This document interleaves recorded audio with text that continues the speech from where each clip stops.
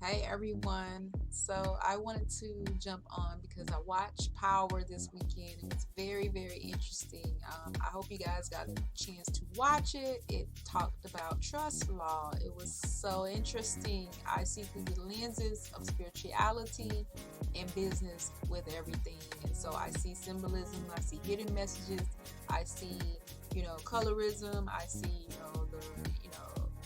the things that they are, portraying agendas and so forth.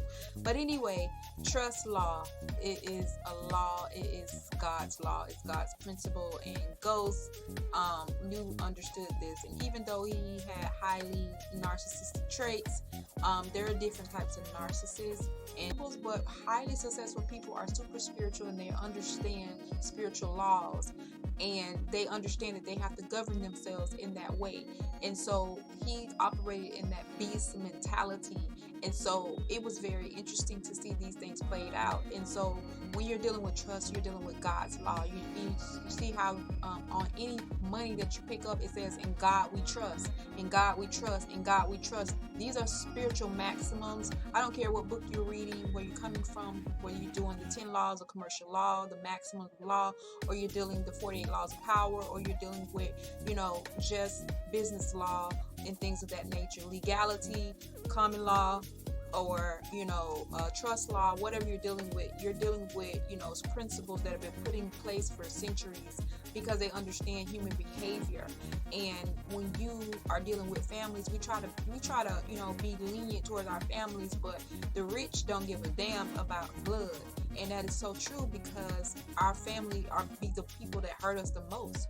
I come from, I'm not saying this is for everybody in your family, but when you're stepping out on faith and you're pursuing your visions, you start to create jealousy and envy in others. And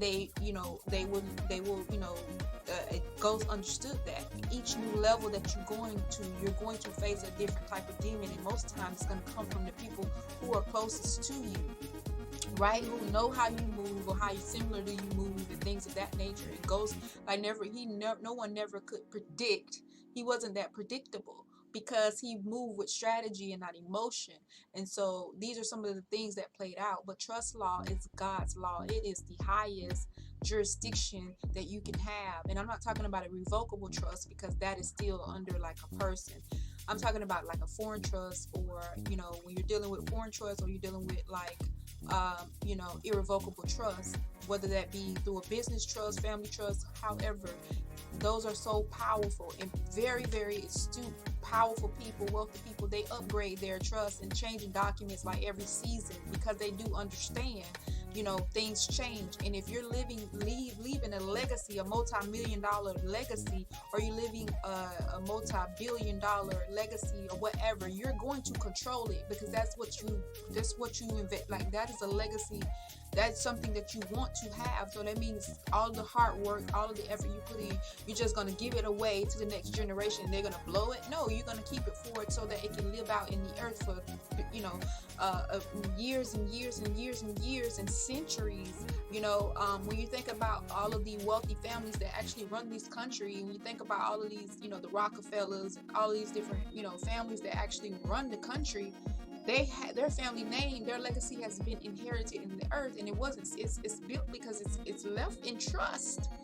And when you have a trust fund, that's how powerful it is. And so for us, we need to get into these things. And I know that I never heard about Nipsey Hussle until he passed away, but he died without a will. He died without a trust.